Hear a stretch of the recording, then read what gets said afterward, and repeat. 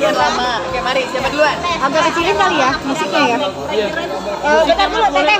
Punten Teteh. Tahan. Teteh tahan. Musiknya parah banget sih. Copyright deh. Musik suruh matiin. Oh, teman-teman.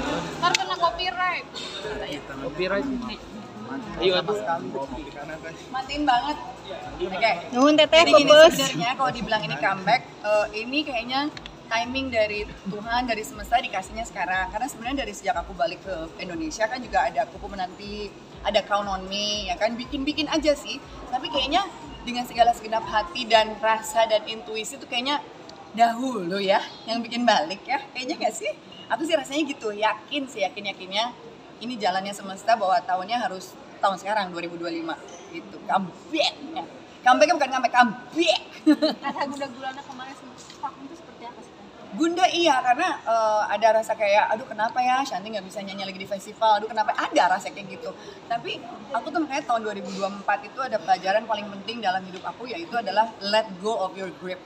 Jadi semakin kita pengen sesuatu, maksain sesuatu, semakin menjauh dari kita.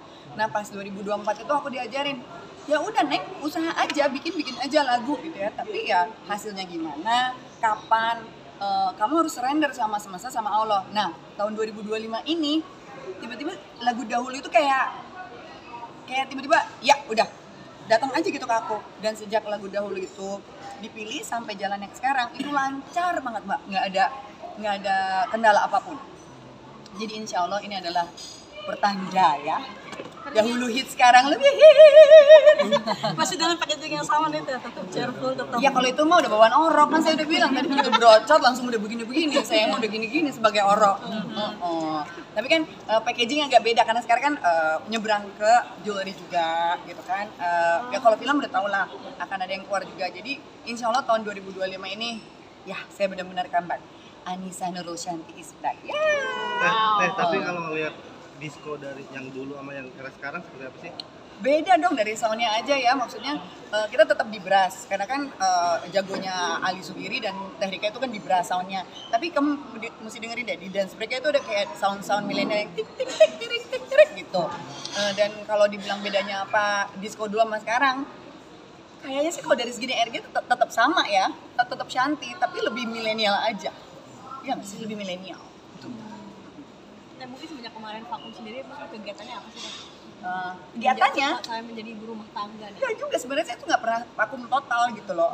Waktu Kupu Menanti keluar kan tetap ada show, cuma memang mungkin bukan acara-acara yang orang banyak tahu gitu. Dan mungkin sekarang dahulu ini kan lagunya udah dari zaman dulu orang tahu ya, jadi mudah-mudahan ini akan membawa saya juga ke panggung-panggung festival lagi, ke banyak acara lagi, jadi supaya benar-benar back gitu. Kalau kemarin ngapain aja ya, sebenarnya tetap bermusik, tetap main film. Cuma kan karya-karya saya tuh bukan yang direkam sekarang terus langsung keluar besok gitu kan. Ya kayak sekarang gitu. Kayak yang proyek Netflix itu kan saya syutingnya di New York Agustus tahun lalu. Baru mau keluar September tahun depan. Jadi ngapain ya sebenarnya syuting, berkarya sama jagain anak. Tadi sempat menetaskan air mata juga nih, menahan Iya. tangis juga. Itu apa sih yang dirasakan? Gimana ya rasanya, ya gimana ya, buat saya tuh kayak orang yang udah lama ngilang gitu ya, yang merasakan rasanya dirinya sempat nggak ada di sini gitu, di dalam dirinya gitu, menemukan dirinya kembali gitu. Rasanya bahwa nama yang diberikan sama orang tua saya tuh benar-benar balik lagi ke saya gitu. Makanya rada getar ya suaranya tadi ya. Nisa Nurul Shanti Kusuma Wardani Heriadi, welcome back baby girl. Jadi saya tuh benar-benar jadi menjalani hidup the way I want it, the way I design it, the way Allah kasih jalan. Dan di sana tuh ya saya jalanin aja, jalannya kesini udah saya jalanin aja, nggak ngelawan, nggak apa, ikhlas. Dan untuk seorang Shanti nyampe ke tahap kayak gitu tuh susah banget karena saya tuh orangnya tegas, kalau kata orang Sunda mah tegas, keras, maunya gini. Tapi ternyata saya udah keluar sama Allah. Kalau semesta sama Allah bilang enggak, lo mau ngapain Shanti gitu. Tapi keinginan buat manggung di festival masih keras atau nunggu Nih aja? percaya mas ya, saya nulis kan, saya sekarang jurnal, nulis manifest ya, saya bilang, dengan jelas saya tulis, saya mau tahun ini nyanyi lagu baru, Saya mau tahun ini ada press conference, saya mau tahun ini ada konser, saya mau tahun ini nyanyi di festival. Besokannya dahulu jadi, besokannya Midas confirm, enggak, besokannya berurutan. Press conference jadi, terus kabar dari Ganjar, Shanti akan nyanyi di festival Synchronize Oktober. Tulis semuanya apa yang dia mau, pasti Allah dengar, pasti semesta dengar. Jadi insya Allah tahun ini yang semua yang saya tulis satu-satu terjadi semua loh. Alhamdulillah tuh merinding aku. Gimana tuh? Kalau yang soal festival benar-benar besokannya di Jakarta ya, jadi ya. Enggak, gimana mungkin rasanya bakal ketemu sama, ini kan publiknya juga menanti Teh Shanti Oh, juga kan. karena itu rewind ya. Jadi konsepnya penyanyi lamanya menyanyikan lagu-lagu original lamanya. Oh, itu mah karaoke sih ngelong atuh, tenang weh.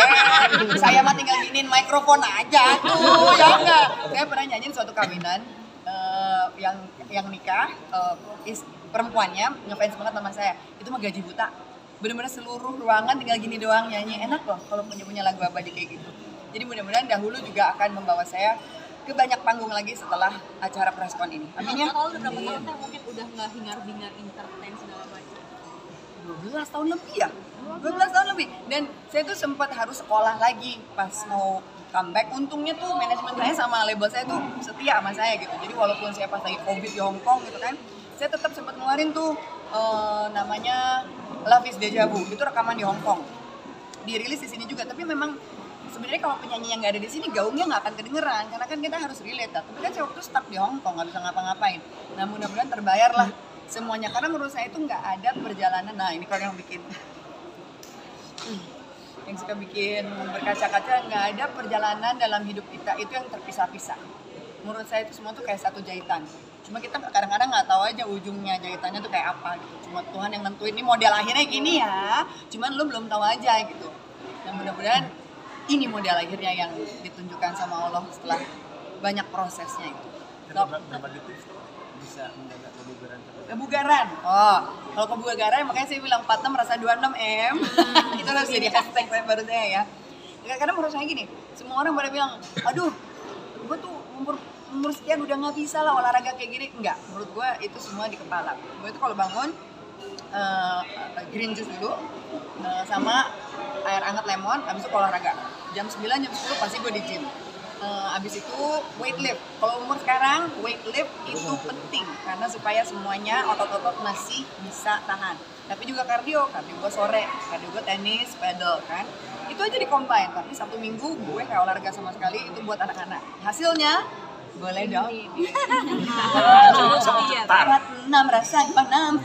Tadi sempat cerita bahwa pengen nunjukin ke anak-anak, pengen ngeliatin bagaimana Iya. santai. Nah itu dahulu dan sekarang juga perbedaan saya. Mungkin dahulu tuh saya terlalu kayak melepaskan semua, mencopoti identitas saya sebagai Shanti, yang VJ, yang segala macam tadi MC-nya sebutin gitu ya. Anak-anak saya tuh nggak kenal mamanya itu.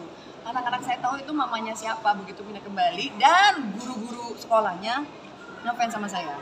Ya gitu loh. Terus ada beberapa orang tua dari ibunya yang kenal Shanti itu siapa. Jadi mereka pelan-pelan mikir ini siapa sih mak gue sebenarnya gitu. Kayak nyambut.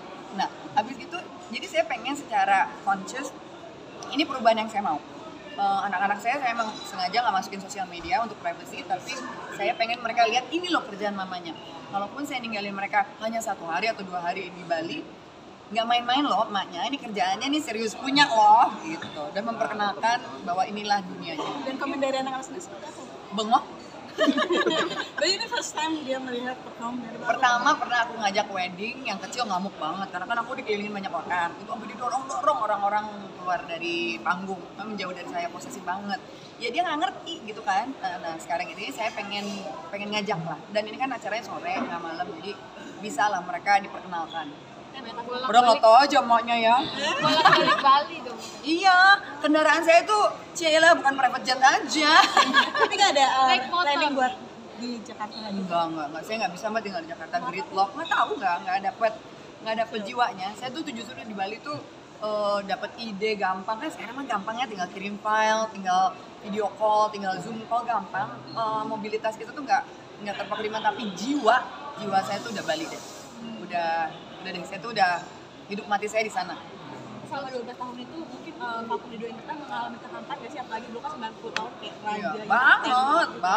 banget ngerasa kehilangan identitas diri banget. Makanya saya bilang tadi pas closing statement saya adalah pada saat saya sedih, pada saat saya bahagia, pada saya lost, pada saat saya nggak tahu mesti ngapain, penyelamat saya dua, Tuhan sama musik.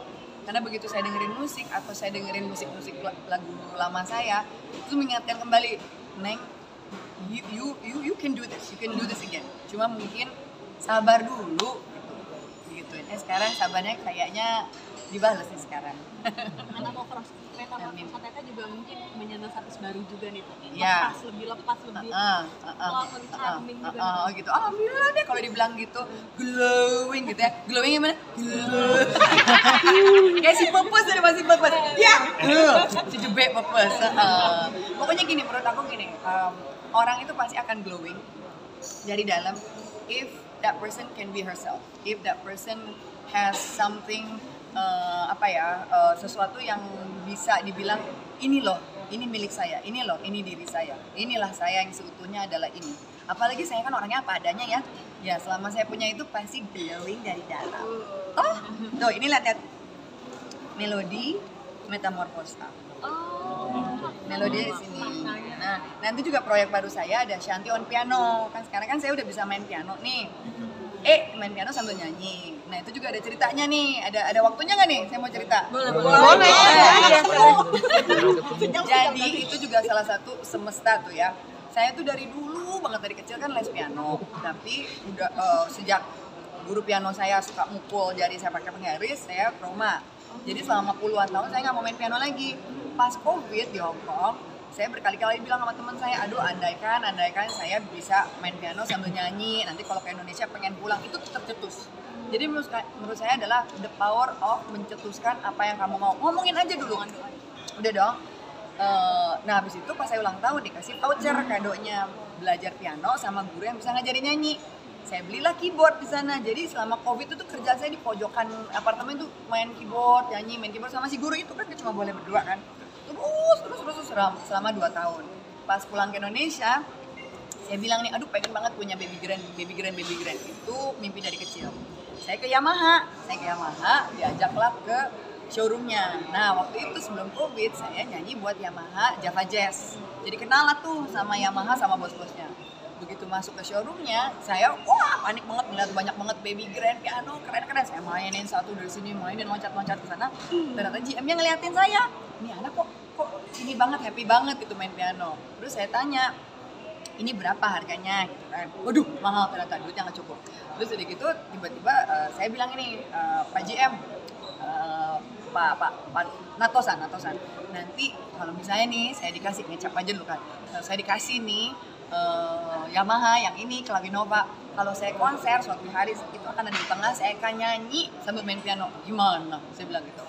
Terus gitu dia nggak langsung bilang iya. 2 minggu kemudian dong Mbak, yang tadinya saya mau nabung buat beli piano, tiba-tiba dapat email, Shanti kita mau mengajak kerjasama, Shanti di endorse Yamaha Clavinova. Terus saya langsung udah gitu kan. Ya nanti tinggal posting aja tiap kali main piano, tinggal posting. Ya Allah, tiap hari juga main gitu kan. Tapi janji adalah janji, saya akan memenuhi. Saya lagi bikin project namanya Shanti on Piano. Jadi exclusively saya main piano sambil nyanyi dengan string section. Dan itu janji saya dan didengar sama Allah dan akan terjadi. Jadi tanggal 30 juga? Bukan, tanggal 30 disco yang sama semua all female. Ini proyek saya pribadi, Shanti on Piano. Jadi menurut saya kekuatan kata-kata, action sama doa itu jadi satu alurnya. Tapi belum sempat trauma main piano.